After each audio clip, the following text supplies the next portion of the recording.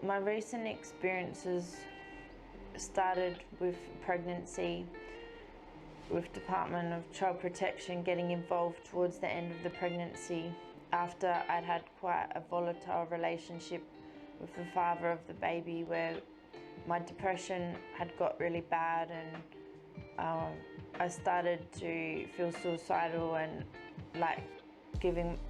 having an abortion at the beginning of the pregnancy, because the dad of the baby said when we met that he wanted to stop his drug addictions, and then I believed him, and then he wasn't wanting to work on his addictions, and he kept arguing with me about it, and arguing whether he didn't want to come to South Australia to support me because he's from New South Wales. And also I suffered from severe health problems in the pregnancy, severe helicopter back to Polari, where I had to go to hospital at times because it was so bad I could hardly eat. And then I got severe anemia and thyroid disorder, and that with the depression and the abusive relationship, where he also isolated me through his fears of COVID, constantly sending me messages saying that if I went anywhere the baby's life was at risk due to his vaccine fears, saying that people that are vaccinated shed the vaccine and that the baby would be at risk from the shedding of the disease of COVID from being around vaccinated people. And I believed him and stopped going out to my support groups and was isolated. And I was also under the false impression that Relationships Australia told me that the lady I was seeing was a psychologist, when I've recently found out she was a social worker. And I've also seen a psychiatrist at the Women's and Children at the Queen Elizabeth Hospital, and she never reported me, and that was at my worst, when I'd been making suicide threats and threatening to have an abortion to the dad to try to get him to stop abusing me, because the verbal abuse increased in the middle of the pregnancy, and him lying and saying he was messaging other girls to tell them he wasn't interested, after I found text messages to them, his ex-girlfriends in New South Wales, saying he missed them and thought about them a lot and was going to come. And even then, no one made any reports, except for this social worker at the end of the pregnancy that I thought was a psychologist. She reported me for that, and also the social worker at the hospital gathered a lot of information from my records that were false, that were written by different doctors and that over the duration of the pregnancy. And she, I think, because I've asked for the hospital records, reported me. And also the dad, when I was really upset, I told him if he didn't go to relationship counselling, I'd break up with him, and he went, and he told the relationship counsellor at Relationships Australia about my suicide threats, and then I think she reported me, so that's what added up to 3 reports. And then the department didn't get involved until the month before the baby was born at the final report from the supposedly psychologist. And so it all happened just before Christmas. They never asked to see me. They only talked to me on the phone. Even the mental health worker at the end of the pregnancy, the mental health nurse at the Women's and Children's Hospital, was advising DCP to let me keep the baby, and that I'd formed an attachment and that I'd already got a nursery set up. So no mental health specialist during the whole pregnancy made a report on me or advised DCP to take the baby. It was only social workers, and I feel like the whole system is set up to be a trap for people, and they judged me because I said, you know, I've had past mental health issues, which I've only been diagnosed with 1, but because I made the mistake of saying that I had borderline personality, which I have only diagnosed myself with. I've never been formally diagnosed, and I don't act in other areas of my life except for in abusive relationships. Then they just labelled me as this mental defect, and because I said I didn't have much family support, I think they seen me as an easy target. That I was someone that, you know, I think they really target people that come from dysfunctional families themselves, that don't have much family support. And then they did, without warning, they only talked to me once on the phone, and I kept trying to call back and they didn't return my call. except for I did get a voice message, but they didn't try and call back again, and I wasn't getting, for some reason, the notifications of my voice messages. And then, yeah, they told me that they were going to maybe talk to me about a safety plan in the hospital, and I thought, I did not have any idea they were just going to come and remove the baby straight away, and they did. They planned that, and as I could see from the hospital records after I've obtained them, that they were planning that with the staff at the hospital at the time, and even the mental health nurse at the hospital was telling them not to just come and take the baby without telling me, but they were saying, no, we think she's a risk, because I'd said that I thought that maybe there was something going on and I was going to go to a different hospital, and they turned everything I said around into lies, like just falsely turned it, over-exaggerated it, and false information. The whole court reports that they made was complete like over-exaggerations and false information. That anything I said that was positive that I was doing or trying to do, they took no account of. They were biased towards the dad from the start, because he said what they want is a broken family. I'll give them a broken family. And then he said, I'm going to get my mum to come in with all her gold jewelry, scare them with an expensive lawyer, and that worked. They took the dad's side right from the start. From the initial appointment, they took his side, and everything in the court documents was biased towards him. So everything I said was alleged and everything he said was reported. It was very traumatic. I was in extreme shock. I did my best to stay calm with them until 2 months after my baby had been taken. They said, oh, when the baby goes back to the dad, as we don't think your mental health is still not stable, so they were acting like they were professionals to diagnose my mental health, and already stating that the baby was going back to the dad before a decision had already been made. I did lose my temper with them the first time. I said that this is why so many people probably give up and can't even handle this, because you act like mean school bullies and bitches, and like, I walked out of the room. I didn't say that, actually. I didn't say you act like school bullies and that. I just said this is why so many parents probably can't handle this trauma and give up. And I walked outside the front of the office, and they came out the front of the office when I hadn't even calmed down. And then that's when I said, you acting like schoolgirl bullies. And they did remind me a lot of schoolgirl bullies, like they was younger than me, straight out of uni, fake eyelashes, very cold, just antagonizing at any opportunity they could get, and just complete, like, they act like they're a law onto their own, like, which is disgusting that they actually are, that the government is letting them get away with stealing babies when they're not, like, trained. They're not trained.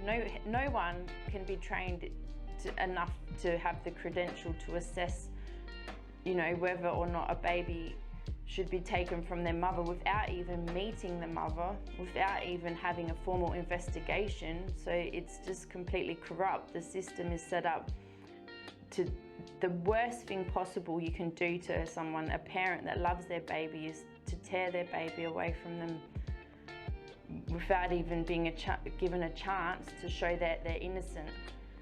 And that's the way the system is set up, is that they're guilty until proven innocent, whereas in a proper legal system, it's you're innocent until proven guilty. And they are getting on a sick power trip with this and getting carried away, because I've met numerous parents that it's happening to.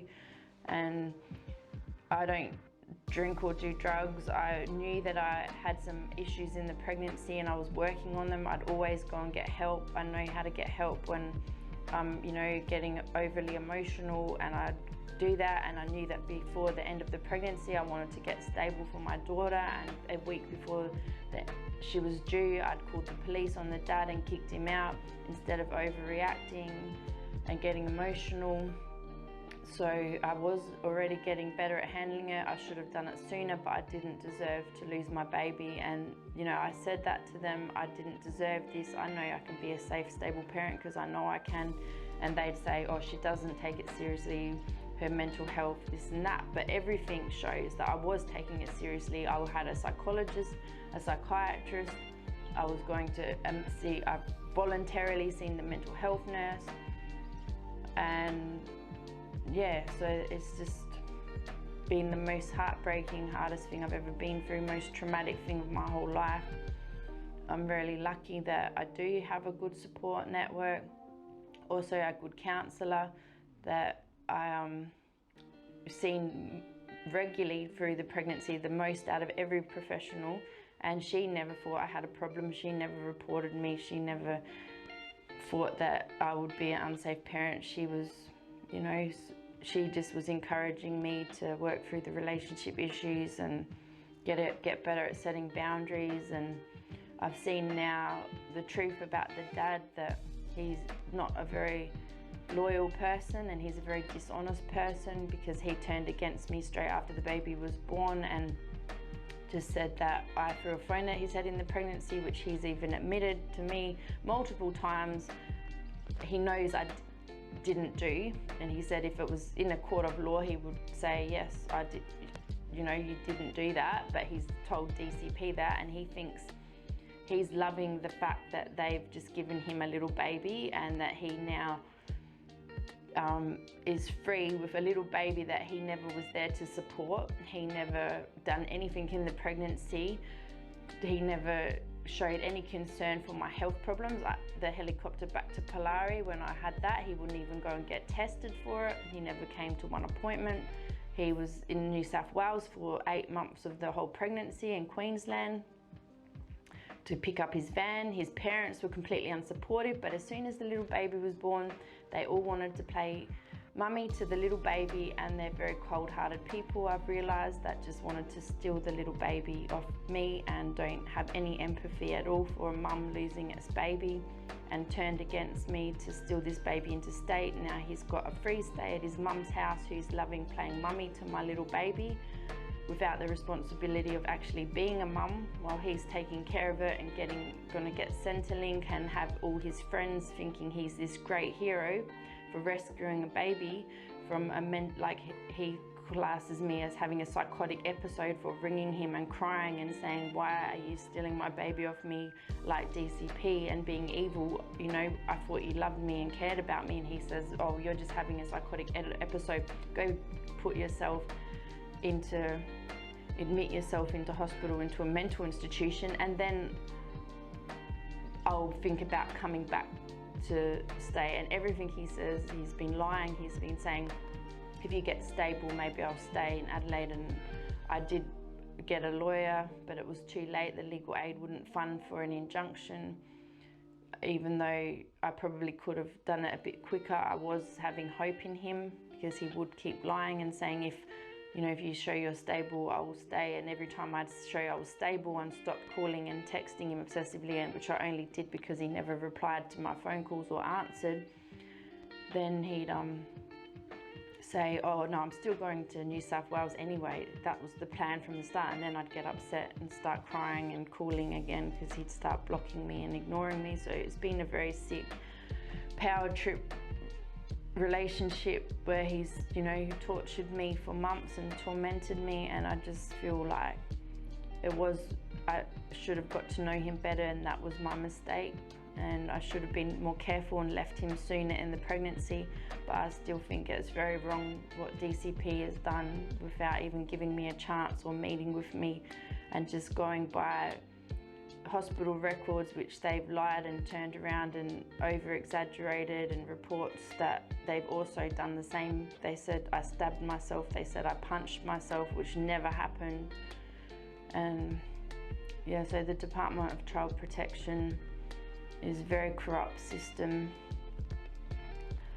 and I think is set up also working in liaison with Relationships Australia, that they are also a very corrupt system.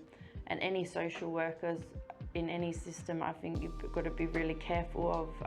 In the hospital, they also seem to not be very empathetic, or like, I wouldn't say don't talk to a counsellor or social worker or psychologist, but I would ask them questions first and get to know them a little bit to make sure that they are caring and they are on your side, and they're not just there to, you know, try and make out the worst about you and over exaggerate things and make reports about you. So I didn't know that. The psychologist I had was a social worker. If I'd known that, I would have asked her a few more questions. Like, I wouldn't have told her things about my mental health. And yeah, so I just hope and pray that things get easier and that things get better and less corrupt in the system, and that they stop taking babies left, right and centre, and children, and breaking families apart. And their workers, like when they're hiring people, that they do, you know, a test on them and surveys on them to test their level of honesty, and that they're not going to be corrupt, and that they're going to be not just making up lies about women to take their babies, and that they're not sick people that are biased towards dads and money, and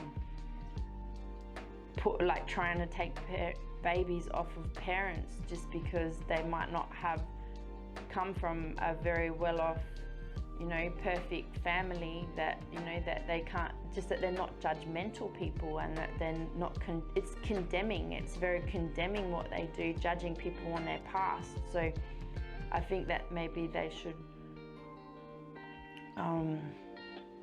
assess people's values and morals before they hire people, that the government changes, and that there's an inquiry into it from the Royal Commission. And that, because it really needs a whole turnover from the top to the bottom. I think that it needs to have more transparency, and it needs to, definitely, like, it seems like they just they have a quota of babies and children to fill for all the foster carers that want babies and want jobs, and adoptions, the people that can't have children of their own. And this is wrong.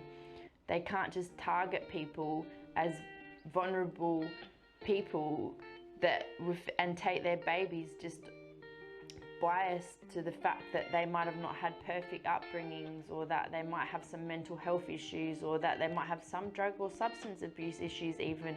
They need to work with families and be open and assess properly, have a better assessment criteria, and not just assess them based on some reports that have been made, and then just jump in and take the babies or the children without even a proper assessment period. And I think it needs to go through a proper court of law, where it's the same as any court of law, that is like, you're innocent until proven guilty, not guilty until proven innocent.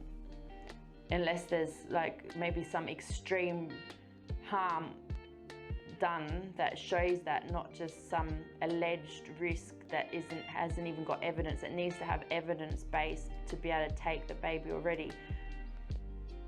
And they didn't have evidence. There was reports made in the pregnancy, but none of it was physical harm, and I think they just overlooked it. They just skimmed through it because they rushed, because it was Christmas, and they didn't look through the records clearly, and they didn't meet with me. So they need to clearly look through the records. They need to meet with the people and clarify things. And I think there should also be a procedure where there's a court set up, that they go through court first, where it's open and transparent, and they show the evidence in a court of law, and that these workers that are not crime-based criminal detectives or police officers, that these people don't get to make the choice. That the people based with assessing the risk, the social workers in Department of Child Protection, I think that they need to firstly be assessed for their morals and values, and and that they're honest people, and then there's still a procedure before they get to make the decision, because their power is corrupting them. There needs to be a proper legal system set up where there's actually a trial in a proper court with people trained, like actual detectives, professional detectives, and child specialist detectives, protection specialist detectives, not just social workers, because it's absolutely corrupt what they're doing.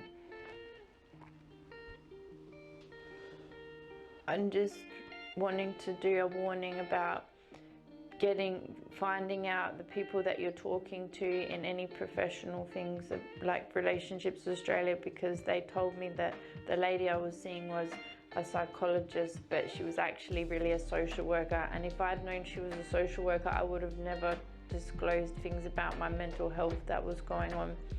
And just to be careful, because the Relationships Australia are very known to be making complaints to DCP about child protection and causing people to lose their babies. I wouldn't say not to go to them if you need to talk to a counsellor, but just be careful that everyone is notified to make reports, and that the DCP aren't even giving parents a chance and then take things in the reports out of context. And also they're looking into doing a Royal Commission inquiry into people with mental health in the Royal Commission and Disability. So if anyone's been discriminated against through their mental health had their children or babies taken away, the more people that complain make a submission to the Royal Commission and complain, the more likely that it will be looked into soon, and the quicker they will be able to hopefully help stop it and develop better policies and procedures for the department to follow. And also just if you need to make a submission to the Royal Commission, there's support lines, and you can just Google advocacy for disability for the Royal Commission, and then they can support you to do a draft to submit. And that's all.